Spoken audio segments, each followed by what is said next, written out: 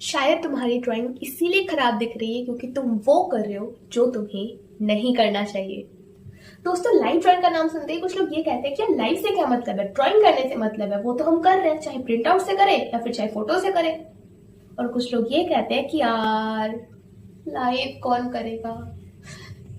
Hello guys, welcome back to my YouTube channel. This is Sanchari Sahu और आज हम इस वीडियो में बेसिकली उन बेनिफिट्स के बारे में बात करेंगे जो कि हमें होता है जब हम लाइव ड्राइंग करते हैं, जो कि प्रिंट आउट से या फिर इमेज से बनाने से नहीं होता है। सो जुड़े रहना वीडियो में, स्किप मत करना और नोट्स जरूर बनाइएगा। तो without any further do, let's begin.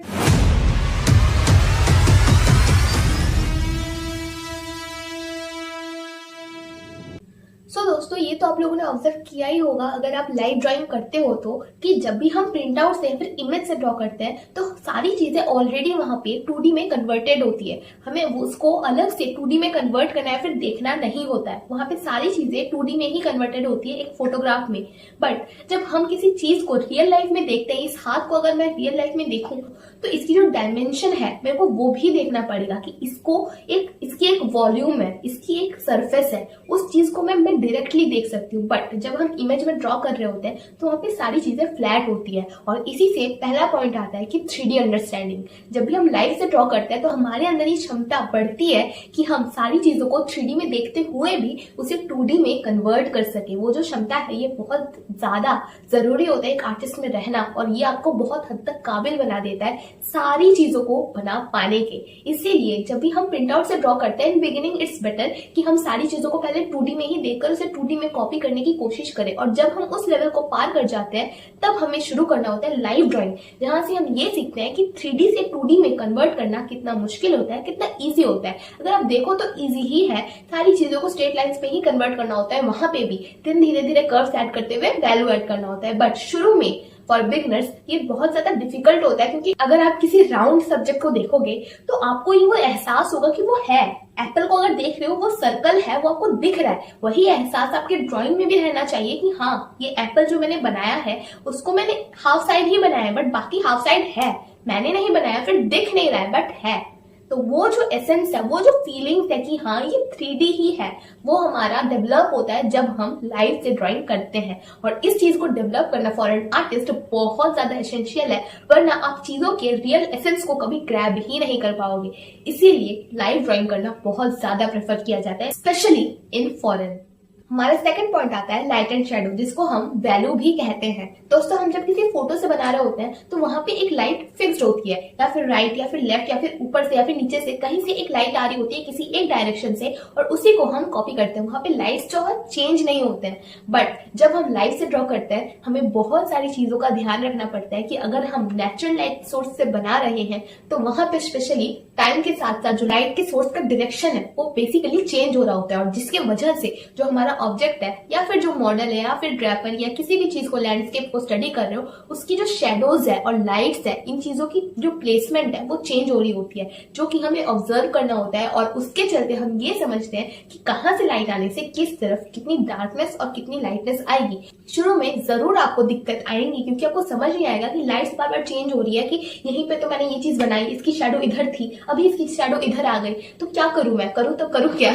But time के साथ साथ आपको ये आपकी आदत हो जाएगी कि नहीं, आपको ऑब्जर्व करना है, और लाइट चाहे किधर से भी आए, आपने जिस साइड से लाइट देना शुरू किया है उसी साइड से आपको देना है। और जब भी आप इस चीज की प्रैक्टिस करोगे, आपकी जो वैल्यू की जो सेंस है वो इतनी तेजी से डेवलप होगी कि आप खुद भी उसको देख पाओगे अपने आंखों के सामने, जब आप कंपेयर करोगे अपने ओल्ड आर्टवर्क से अभी के आर्टवर्क को। तो लाइव से स्टडी करना बहुत ज्यादा जरूरी है अगर आप वैल्यू को डिटेल्ड में समझना चाहते हो, क्योंकि कहते हैं कि nature is the biggest artist, और नेचर से ज्यादा आपको कोई नहीं सिखा सकता। और जब हम नेचर से ही स्टडी करते हैं कि उसकी वैल्यूज कहाँ है, लाइट सोर्स कहाँ पे आ रही है, कितनी 3D है नहीं है, तो हमें उससे अच्छा टीचर कहाँ ही मिलेगा।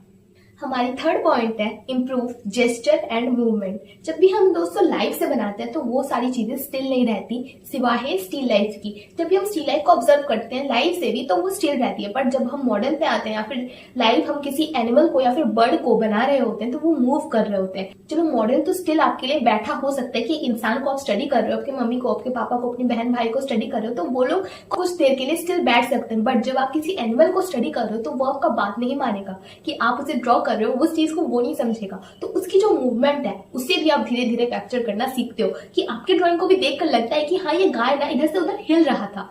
तो वो जो मूवमेंट है वो कभी भी आप नहीं ला पाओगे जब आप फोटो से ड्रॉ कर रहे होते हो, क्योंकि फोटो में वो स्टिल रहता है। फोटो जब हम क्लिक किया तो उसमें कोई मूवमेंट नहीं है, या फिर मूवमेंट हुआ तो वो ब्लर होगा, तो आप उस इमेज को चूज ही नहीं करोगे। बट जब आप रियल लाइफ से बनाते हो तो आपके पास कोई ऑप्शन नहीं होता, क्योंकि ऐसा नहीं है कि ये गाय हिल रहा है तो ये गाय नहीं हिलेगा। अगर ऐसा होता तो सब इसी गाय को बनाते। जब आपके पास कोई ऑप्शन नहीं है ना, तो आपके दिमाग में ऑटोमेटिकली आएगा कि मैं कैसे इसको बना सकता हूँ, कैसे कैसे कैसे। और जब ये सवाल आएगा तभी आप उसका सॉल्यूशन ढूंढोगे, और जब तक आपकी माइंड सॉल्यूशन ओरिएंटेड नहीं होगी तो आपको सॉल्यूशन मिलेगा कहां से। अभी आप लाइव कर नहीं रहे हो, इसीलिए आपको लग रहा है कि नहीं वो इंसान तो मार्केट में वो चला जाएगा। हम जब रफ स्केचेस करते हैं स्टेशन में या फिर मार्केट में जाकर, तो इंसान हिल रहे होते हैं, अपना काम कर रहे होता है, उसी सेकंड्स में, कुछ सेकंड्स में, 30 seconds, 40 seconds, 50 seconds, 2 seconds, 3 seconds में एक ड्राइंग को हमें कैप्चर करना होता है। एक इंसान के जो जेस्चर है, रिदम है, उससे कॉपी नहीं करना होता है, उसे फील करके अपने एसेंस को पेज में उतारना होता है कि लगे कि हाँ इन दोनों के बीच में कोई इंटरेक्शन हो रहा था। अगर ये सब्जी मंडी है तो यहाँ पे लगे कि हाँ सेलर जो है वो सेल कर रहा था और जो बायर है वो खरीद रहा था। ये जो इंटरेक्शन है कि कोई किसी को पैसा दे रहा है और कोई ले रहा है, उसकी जो टाइम है वो बहुत ही कम होती है, 1-2 सेकंड की होती है। में हमें उसकी एसेंस को ग्रैब करके अपने ड्राइंग में रखना होता है कि हाँ वो फील है कि हाँ ये जो है वो रॉ है। वो जो रॉनेस है आपकी ड्राइंग में वो तभी आएगा जब आप लाइव से बनाओगे, क्योंकि लाइव में सारी चीजें ना बहुत अलग होती है उससे जैसे आप फोटो में देखते हो। बहुत ज्यादा स्ट्रगल आपको करना पड़ेगा as an artist if you want to grow seriously. So please live study को बिल्कुल भी इग्नोर मत कीजिएगा। इसकी जो इंपॉर्टेंस है उसको अंडर एस्टिमेट ना करते हुए इसको एक्सेप्ट कीजिए कि लाइव ड्राइंग से आपको कितनी बेनिफिट हो सकती है। दोस्तों हमारा अगला पॉइंट आता है स्ट्रॉन्गर इमेजिनेशन। दोस्तों जब भी हम लाइव जाकर कुछ बनाते हैं ना, तो हम सेम पोस्चर के लोगों को बहुत बार बनाते हैं, बहुत तरह से बनाते हैं। फॉर एग्जाम्पल अगर आप मार्केट में गए हो तो आप बहुत बार वैसे लोगों को बनाओगे जो कि कुछ खरीद रहे हैं या फिर कोई बेच रहा है। तो आप जब इतने बार किसी चीज को बनाओगे तो ऑटोमेटिकली वो आपकी विजुअल मेमोरी में स्टोर होने लगेगा, जो कि आप इमेजिनेशन से भी बहुत इजीली बना लोगे। सोचिएगा अगर आपको एक मैंगो बनाने बोला जाए तो वो ज्यादा इजी होगा, या फिर आपको अगर एक इंसान बनाने बोला जाए जो कुछ बेच रहा है या फिर जो कुछ खरीद रहा है या फिर पैसे की लेन देन हो रही है, किसी भी चीज की लेन देन हो रही है, वो ज्यादा इजी होगा।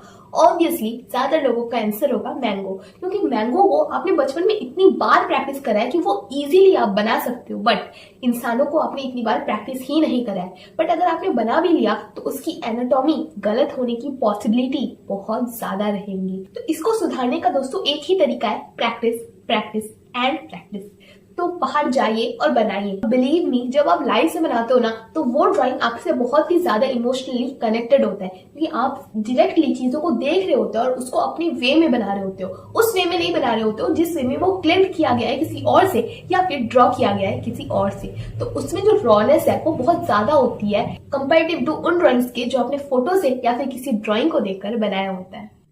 दोस्तों जो पहली बार लाइव करेंगे वो तो थोड़ी सी डिफिकल्टीज फेस करेंगे, पर यहाँ पे डरने वाली कोई बात नहीं है। जैसा आप फोटो से या फिर किसी के रेफरेंस से बनाते थे वैसे ही आपको लाइव बनाना है। बस दिमाग में इतना रखना कि आपको सारी चीजों को पहले स्ट्रेट लाइंस में कन्वर्ट करते हुए देन धीरे धीरे कर्व्स ऐड करते हुए देन वैल्यूज ऐड करना है। शुरू में आप सिर्फ रफ स्केच भी कर सकते हो, क्योंकि बेसिकली इसका मोटिव ये रहना चाहिए कि आपके जेस्चर को, आपके रिदम को, आपके लाइन क्वालिटी को इम्प्रूव करना। और जब आप इस माइंडसेट से काम करते हो आपकी जो डेवलपमेंट की स्पीड है वो ऑटोमेटिकली 2x हो जाती है। Are you really want to grow as an artist? Then go outside. Draw from life. Even 20 minutes a day will change how you see and draw forever. Are you ready to level up? Comment below.